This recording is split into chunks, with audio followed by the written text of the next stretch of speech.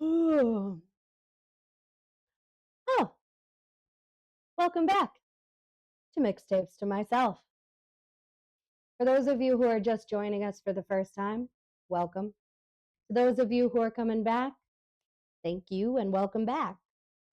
Thank you guys for joining me. As always, please share, like, and subscribe. Also, check out some of my short content.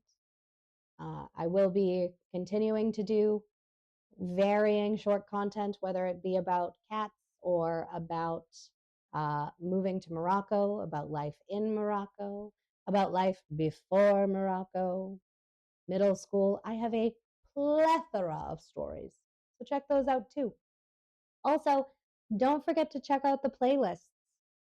They are specifically tailored for that time period in my life.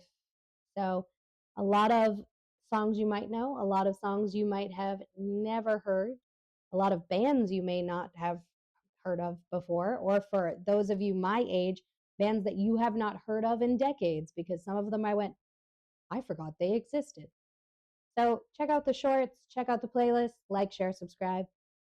Thank you for being here. And let's continue. So the last we saw Sam, she was going to the post 754 for a going away party. She started to realize that Sam had really created something for herself in this area. She had created a village of people who genuinely seemed to care and love her and want her to be around and care about what she was doing and what her life was like. So now we continue with that adventure as Sam continues at the VFW and enter Nick, who's coming for a visit. So this is chapter 18, Nostalgia and New Adventures. A while later, the door opened again, but this time the sky was the color of orange and strawberry sorbet.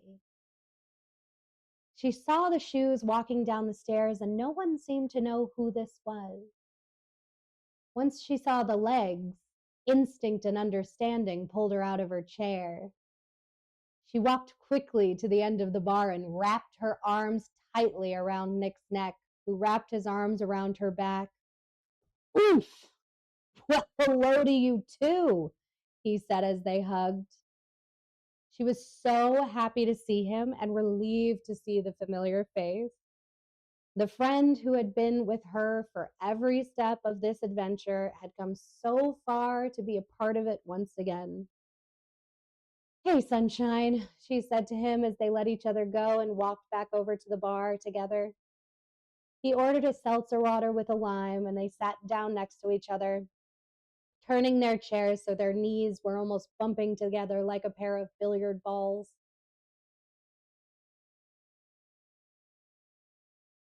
Author's note. This one's one of my favorites. Actually, this chapter's author's notes are some of my favorite author's notes. The first one, the shoe thing. So I told you that the 754 was a real place, and it was true. You could see the front door and you could see the shoes. So like you would see people's shoes before you saw their faces. I worked there for a while, on again, off again, worked there again and again as a bartender. And I used to challenge myself if I could recognize the shoes and see if I could have their drink on the bar before their shoes hit the floor. But that was an actual thing. Like every once in a while, you'd see a pair of shoes and you knew exactly who was walking down the stairs, and it was hilarious. But I always loved the game I used to play of like, who was it? And like, people were shocked. They were like, I can't believe you knew it was me. I was like, of course I knew it was you. I was good. I was good. Anyways, back to the story. So where are you from? he whispered to her, and they both broke out into the giggles. She was looking at his face and noting the very similar lines she had found on her own face this morning. She was glad to see both of their faces showing the signs of a life lived with expression.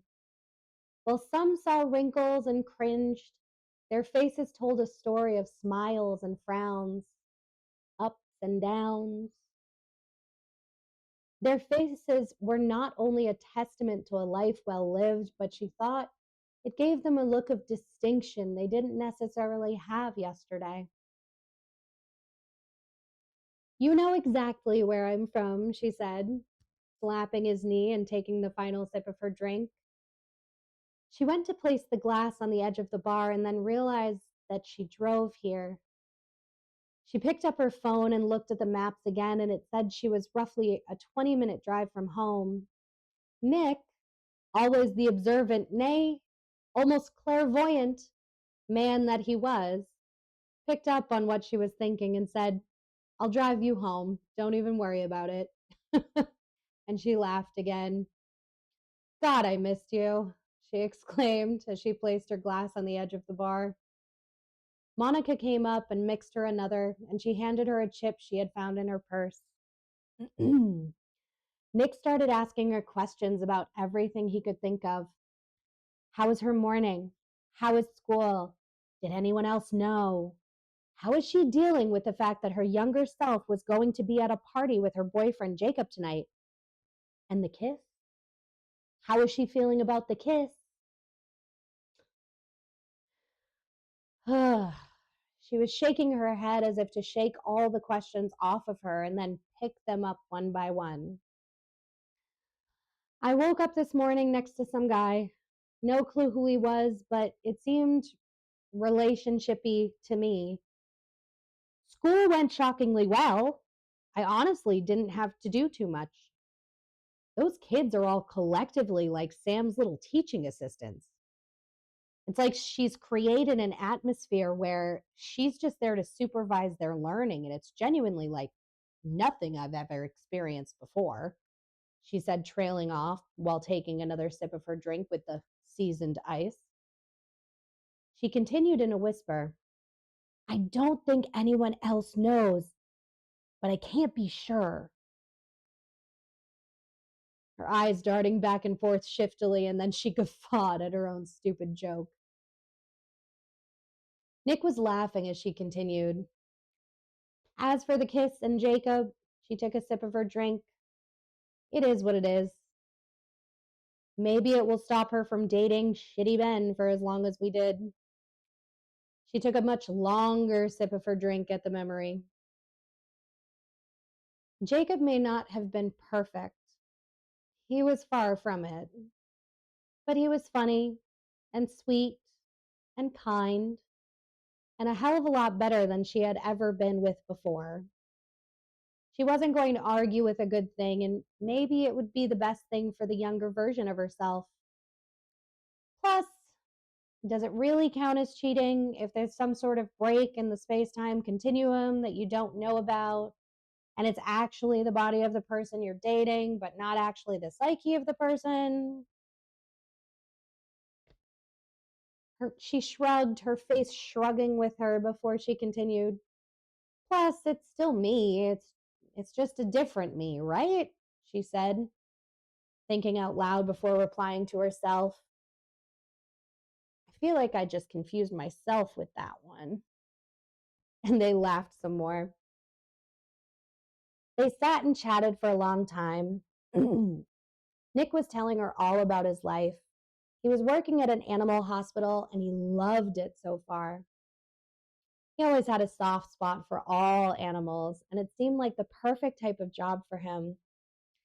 He wasn't in charge of anything crazy at the animal hospital, mainly checking people in and helping to keep the animals' cages clean. But he got to keep an eye on everyone, and Nick had always had the biggest heart. She remembered years ago when she had woken up from a surgery and he had been sitting there with a bunch of balloons, one of which said, Happy 60th birthday.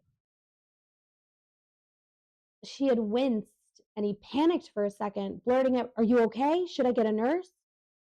She had, with as much pain in her voice as she could muster, "Do I really look 60?" He had collapsed back in the chair with an air of fake exasperation while she sat there, smiling gently, not quite able to laugh yet, but hoping to display that her laughter was internal. She could absolutely imagine that if an animal was waking up from a surgery, seeing Nick would be a welcome sight, and he would always do right by the little creatures. "It's been really great," he had explained, and took another sip of his seltzer. "The only hard part is when Dr. Jones loses a patient." His face went a little darker, a little more sullen, and Sam put her hand on his arm, squeezing gently, knowing how hard that must be on someone with a heart so big. She was asking about his family and how they were doing when the door opened again, and this time the pair of feet were greeted with massive cheers from the patrons downstairs. A man who can only be described as the happiest looking dude she had ever seen came down the stairs, his blonde curls hanging down to his shoulders and a bright smile stretched across his face. He gave a hearty laugh when he got to the bottom of the stairs, and the cheers continued, and everyone started shouting at him to come here so they could buy him a drink. Nick looked incredibly confused, and Sam said, "I'm assume this is the going away boy." And they giggled at her phrasing. He was greeting everyone as he walked down the bar, and when he got to Sam and Nick, he held his hand out to him and said, "I'm Greg. Are you a friend of Sam's?" They shook hands, and then he turned and gave Sam a hug before proceeding down the bar and greeting everyone else. "That is," Nick said, "the nicest guy I think I've ever met." Sam laughed, took another sip of her drink, and said, "Yeah, he seems it." Nick continued, "And have you met me?" Sam cracked up laughing before Nick followed suit, and they both ended up in another fit of hysterical giggles. It was the kind of laughter you only have with someone you trust with everything you have, someone who guards your secrets and protects your peace. Nick was the Samwise to Sam's Frodo. When they were younger, she would have thought it was the other way around, but Sam understood that she was the one set with an impossible task, but also understood that Nick was and always would be the best out of the two of them. Always. Eventually, once he had settled in, they had gone to the end of the bar nearest the stairs where the pool table was. They had set their drinks on one of the small square tables and had each grabbed a pool cue. Nick racked the first game, and a contentious match between him and Greg followed. Both were very good, and Sam was automatically intimidated. She had, however, played pool once when she was a kid and won.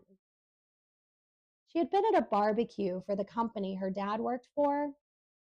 It wasn't official or anything, but a party held by one of his coworkers who basically invited everyone.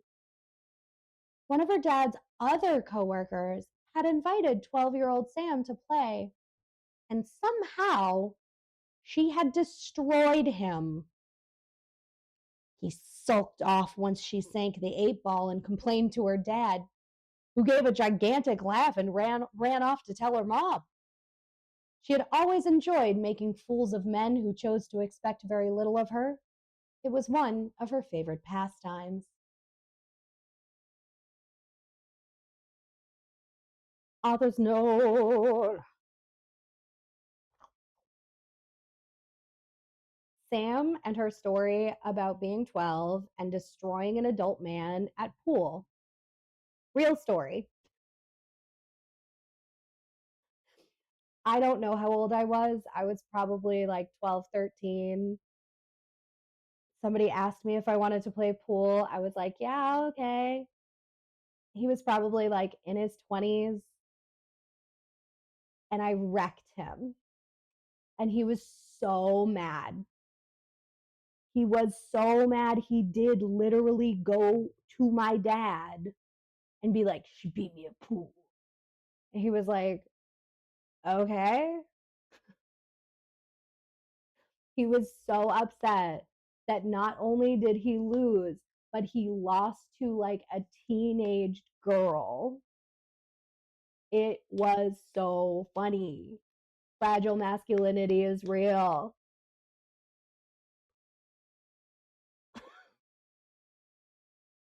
It was honestly the best. It's one of my favorite childhood memories. Is like watching this man skulk off all angry because I destroyed him. I wasn't even trying. I don't even it was luck, it was fate. I don't know. It's angles. I don't know. Am I as good at pool now?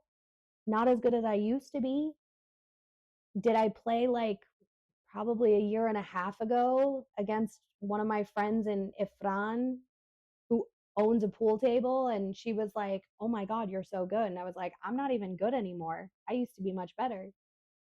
Am I great? Heck no. No, no, no, no, no. But I'm decent. Like decent enough that every once in a while I'd have a really on game and people would be like, "You've been messing with us." Like I'm like, "No, just sometimes I'm really on and sometimes I'm terrible." Like, I don't know. I'm not good. I'm just eh. Anyways, back to the story. The next game, they partnered up, Nick and Sam against Greg and Timmy. As the drinks started to flow, their game got progressively sillier and sillier. She kept feeding money into the jukebox and playing whatever olden song they had in the ancient machine. Eventually, Timmy and Sam ended up paired up against the other two who her other self knew. She had made a really tough shot and was trying to stay calm and cool instead of jumping up and down like she wanted to. Timmy, however, was a bucket of enthusiasm and came up to give her a high five. She had made the mistake of holding her hand slightly in front of her face, and his giant paw hit her much smaller hand, which ricocheted into her face. It was like something out of a slapstick comedy, and Timmy was horrified and apologetic almost immediately. Sam, however, couldn't stop laughing at the fact that he had high fived her so hard that she had slapped herself in the face. She sat there, rubbing her forehead and giggling, and after apologies and everyone checking that her face was okay, everyone laughed along with her. By the end of the night, she and Nick hopped into his car and made their way back to her house. "So, what do you want to talk about?" he asked as he flicked his blinker on at a stoplight. "So," she said as he turned left and she watched the street lights pass by. "I become a history teacher," she said to him. Her current plan in 2008 was to apply to some of the best master's programs for history that she could find. But clearly that hadn't happened. "Yeah, you become a history teacher," he said. "I've honestly never seen you enjoy a job so much." She nodded in agreement. Maybe it was the excitement of the party or the long night of drinks with wonderful friends, but she couldn't help but feel so warm at the thought of having found where she belonged.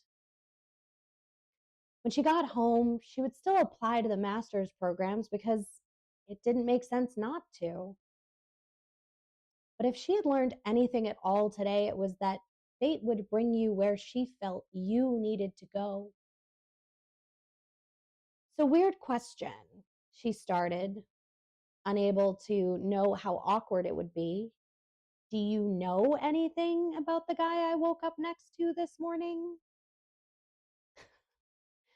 Nick laughed and said, "Yeah, I haven't met him yet."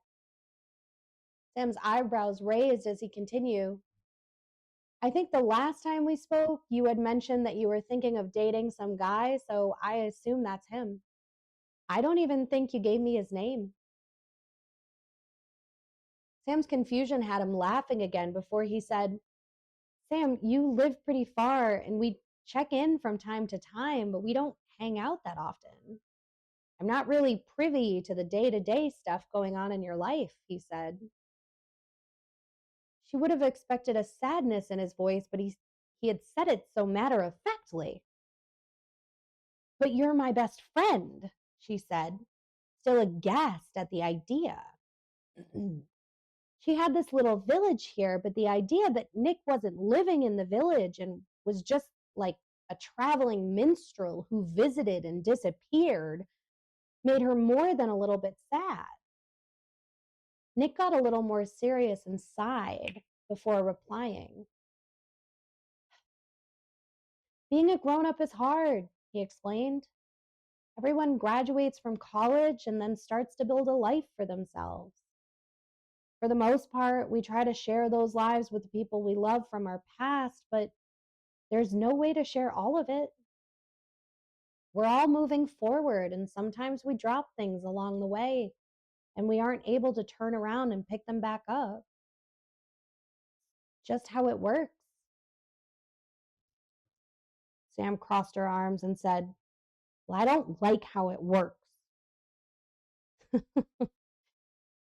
He laughed as he got to an intersection she recognized.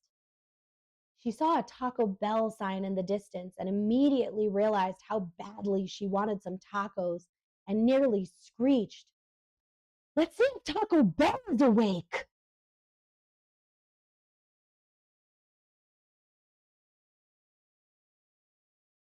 Nick's eyes went wide in astonishment as his head very slowly turned to her and said, Awake? He continued to look at her gobsmacked before saying, Do you mean open? Sure, awake, open, whatever, she said, and then in her best regal voice exclaimed, Onward, my liege! To the victor go the spoils!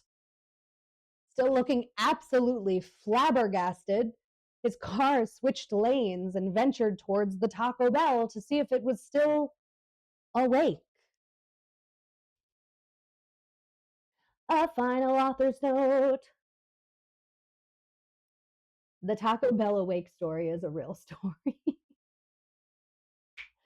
Me and some friends had been out.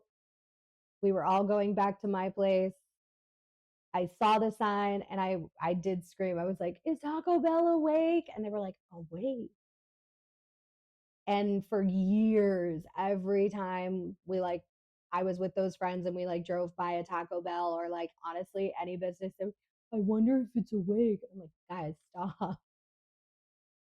It was one time. But yeah, I definitely did ask if Taco Bell was awake and if we could go visit him. Anyways, back to the end of the story. So several tacos later, they were sitting on the couch in her living room. Nick was looking at the wall and laughing at a few of the quotes. He pointed to a quote that just said, Lentils? He didn't even have to ask before she started laughing, some shredded cheese falling out of her mouth as she finished chewing her taco. You'd have to ask the real one because I have no clue what half of this is about, she explained while shoving another taco in her mouth. She put a movie on the TV and Nick sat there with her for a little while. She laid down on the couch and they sat and watched in silence for a little while. She looked over at him and said, Hey, thanks for always being here for me when I end up traveling. She was genuinely so thankful to have at least one constant in her life. Even though we're not there for each other every day, please never stop being my friend. Never, she heard him say. as she drifted off to sleep. All right. So now we have finished chapter 18.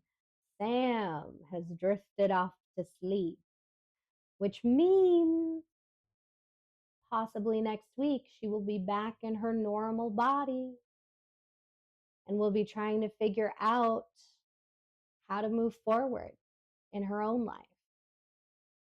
Which means that in 2 weeks, we're going to be fast forwarding to actual teacher Sam and see what happens there.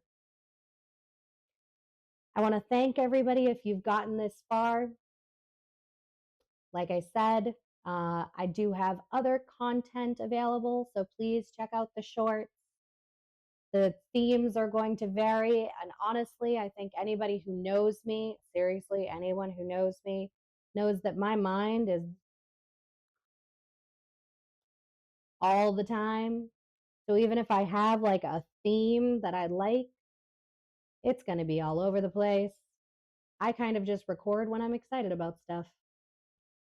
So please check that stuff out. I do have supplemental content that I'm working on aside from the book itself. Short form stuff, short stories, that kind of thing. So please check that out. As always, please, please, please like, share, subscribe, and make sure you comment. Is there something about this story that, resonated with you, that you found super funny, that you were curious about? Let me know. I do read them. As always, I want to say thank you, thank you, thank you to everybody who is with me on this. And that's it. This week, go out, spread some kindness, spread some sunshine, spread some love. And I hope you all have a wonderful week. All right. I will hopefully see you next Saturday. Until then, have a wonderful week. All right, my little chickadees. See ya. Bye. Love y'all so much. Mwah. Don't look at your baby. Don't look at your baby. Don't look at your babies. Look at that baby. No baby. You know the baby. They like to keep me company when I record. It's nice. I like it.